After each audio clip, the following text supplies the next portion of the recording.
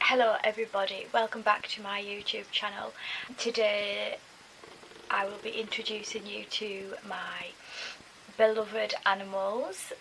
Before we jump deep into the video, I would just like to acknowledge a company called Wholesome Culture. I am not sponsored by this company, although they are amazing, and I just wanted to acknowledge the t-shirt that I've got on at the moment. It was actually gifted to me by my sister, and it says the ones in need are the best breed, and it's got a cute picture of all different types of dogs on, because rescue dogs come in all shapes and sizes. They also do many other t-shirts relating to wildlife and the planet. I just think that this company is so lovely. They donate part of their profits to rescue and environmental organisations. They have donated 70,000 American dollars to animals in need already. The clothing is ethically made in RAP certified factories. The items are shipped in recyclable packaging and they are printed with water-based ink. So everything about this company I think is brilliant, so I will pop the link below and you can go and check it out.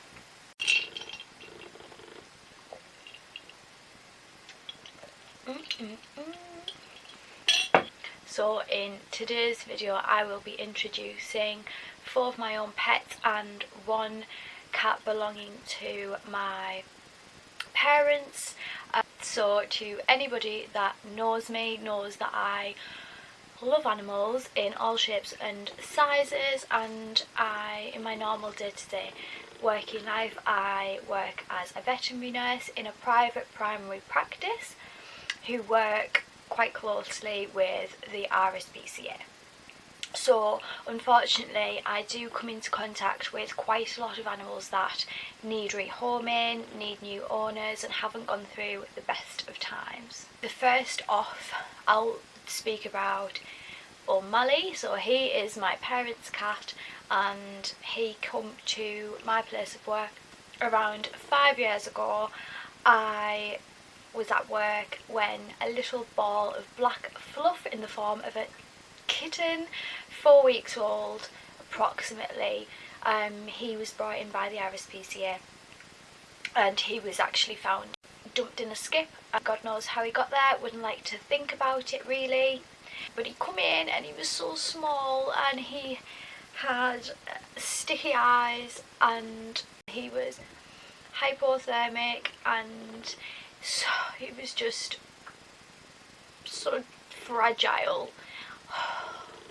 And I took him home to foster him and try and nurse him back to health. So he did need some medication for his eyes because they were infected, and he needed bottle feeding every 4 hours, which included through the night as well. He was pretty spoilt from the get-go, and after about 2 weeks we decided that he wasn't going anywhere. He had already found his forever home with us, and yeah, we kept him. Now he's like a little prince and he has my parents wrapped around his little toesies. Next up I'm going to talk about little Brian. Yes, I have a dog called Brian. It started off as a joke and then it just stuck. He suits it okay. Here he is, Brian, Brian, Brian, Brian, Brian. Do do do do do do do. Here is Brian. Don't ask me what he's doing, he does this all the time, like a comfort thing when he's tired. He's odd, let's just say that. Are you tired, Brian? Are you tired, son? Are you gonna say hello on the camera? I don't think he's impressed.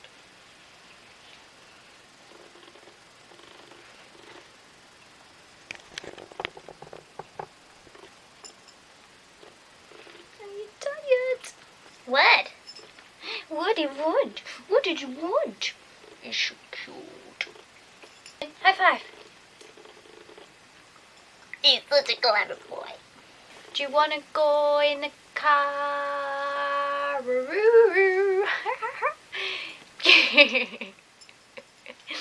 Oh, I'm sorry, son. I was teasing you. He is a 4-year-old Pomeranian cross Chihuahua. Years ago, I lived with an ex-partner who wasn't keen on the idea of getting a dog, and basically I was going to accept any idea of any dog because I begged and begged and begged for us to get a dog, and admittedly when he found Brian on Gumtree, I do not advocate buying animals or selling animals on Gumtree. Please let me get this straight with you. I do not like it. I think Gumtree is for selling furniture and, if anything, rehoming plants, but not animals. But admittedly, that's where I bought him from, so I'm gonna basically jump at the chance of having any dog. So Brian come home with us, and yeah, I fell in love with him. He was 9 weeks old when we got him, and I just fell straight in love with him. He was so clever as a puppy, but so naughty. He chewed the carpet, like dug a big hole in the middle of the carpet, to pee and poo pretty much anywhere he wanted. Even if he'd just been out, he would run upstairs and go and take a dump in the spare bedroom or something. And especially when I would bring animals home from work, this is probably a sign of stress, and I never really shouted at him, and I trained it out of him by basically reinforcing positive behaviour with lots of praise when he'd done things in the garden rather than in the house, and we got through it, me and Bri did. He doesn't have accidents anymore, and he is such a good boy now. At such a young age, I always wanted a dog. Since getting Brian, I've doted on him.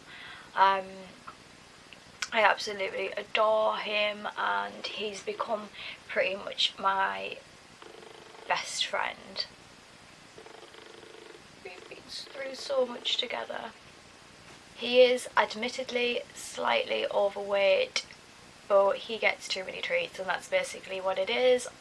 I know I'm a veterinary nurse, I know I should know better, but them sad eyes, they just look at me and I'm like, okay, I can't deny you.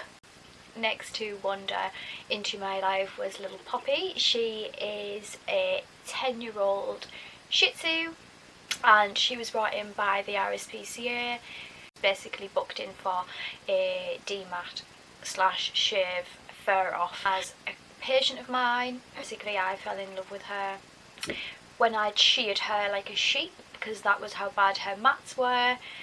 She was basically skin and bone underneath. She didn't have any muscle tone at all. She could barely walk without getting fatigued after 10 minutes, and oh my god, honestly it hurts my heart even thinking back to her. She looked so bad. Behind her was an abandonment case, and she was microchipped.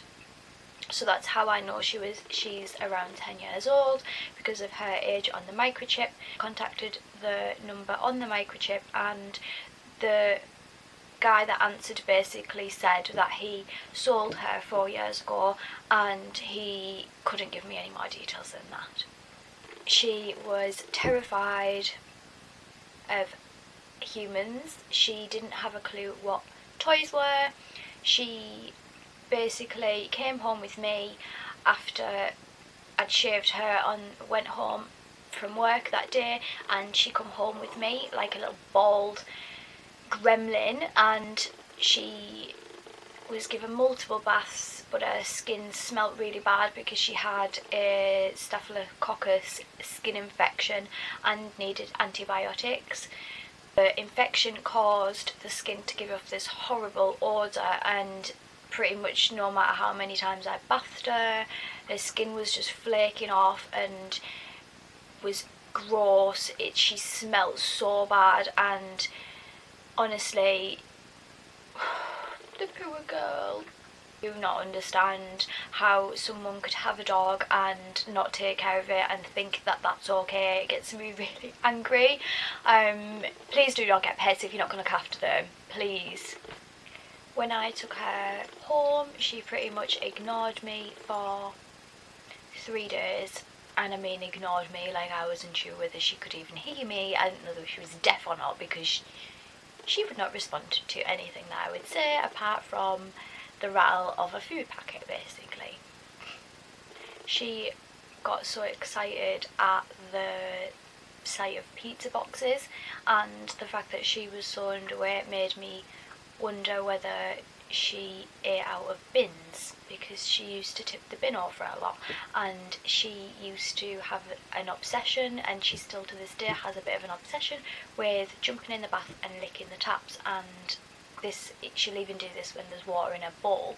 So I don't know whether, you know, I'm just adding this up and making assumptions here, but the state that she did come into my workplace it makes me whether that's the case, and choosing it out of bins and getting water from the bath taps, which breaks my goddamn heart.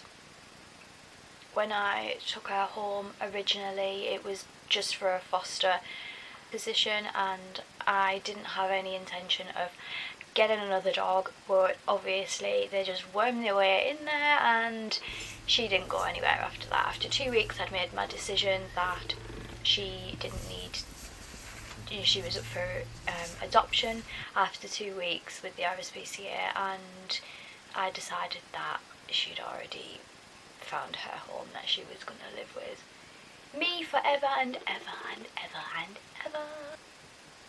Now she loves basically any toy with a squeaker in it. She'll pop it within 0.5 seconds. She will keep up with Brian on a walk, she will run, she'll play a fight with him, and she will do just about anything for a treat or a snack, and yeah, she is now the princess that she deserves to be. Shih Tzus are a long-haired breed, and just like human hair, it needs to be brushed and it needs to be detangled and it needs to be cut. So I take her to the Pets at Home grooming salon around every 6 weeks. With the whole lockdown situation, probably going to have to wait a little bit longer. You know, I have lots of extra time to keep brushing her and making sure that she's not getting tangled. Shih Tzus are also what you call brachycephalic. So a brachycephalic dog breed is anything that has a squashed shaped face. So bulldogs, pugs, that kind of thing, and also Shih Tzus, so they have quite a squashed face, which means that bacteria can actually get caught like in the bridge of the nose, so that dirt needs to be wiped away, crust in these little crevices of the eye socket, and dirt wiped away from the bridge of the nose. So you can get specific dog face wipes and eye wipes. These are the ones that I like to use.